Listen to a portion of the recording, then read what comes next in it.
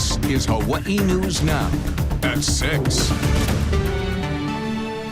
All new at 6, big reforms may be in store for Hawaii's medical marijuana program, along with a crackdown on illicit CBD outlets. The changes would make it much easier to get medical cannabis and harder to find it illegally. Daryl Huff has details.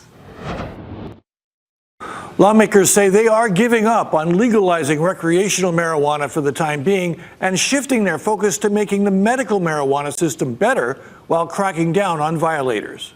If I can't grow it here, I can't grow it at home. These people have to go somewhere, and we don't want them going to organized crime in the black market for their medical conditions. Hawaii's 25-year-old medical marijuana system has needed updating. Fewer people are using regulated dispensaries and may be turning to unlicensed CBD stores and illegal dealers. They were also concerned about community grow sites getting too big.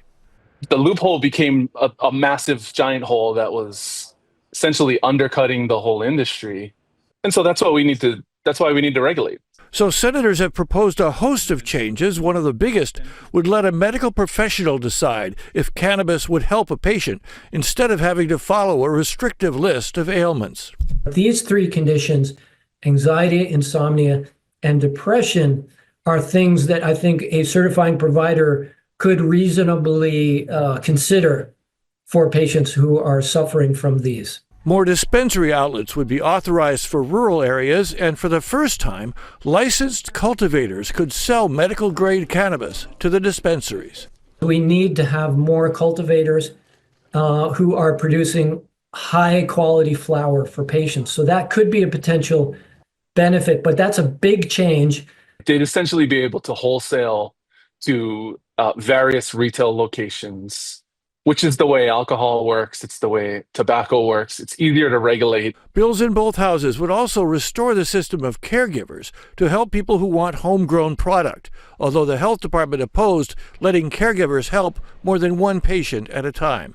We would ask that one-to-one relationship be maintained to reduce the risk of commercial operations and diversions.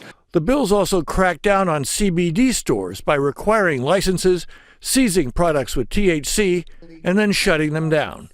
So it's not only the ability to immediately seize and immediately and fine and forfeit, but to also be able to go after the establishments themselves. The crackdown would also extend to anyone abusing the regulations, including patients and caregivers, which concerns advocates. Patients already have to violate federal law to participate. So if you start adding on all these punitive measures, patients are going to think it's not worth the effort and they're going to go back underground.